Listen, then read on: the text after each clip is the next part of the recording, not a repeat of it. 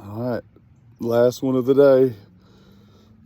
I've been out in the rain all morning and I'm shivering and I'm about to go back, but I caught one on my way back in. So again, off the black on black hog collar with the dark Guggen swim bait, paddle tail swim bait for a trailer.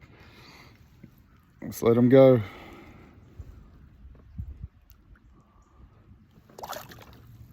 And there he goes. All right, there you go.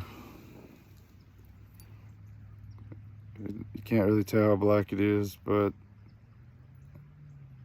it is like a blackish. And I can't say enough about these Guggen paddle tail swim baits for trailers, because I've caught multiple fish on that one and it hasn't tore up yet. So go get you some. All right, have a nice day.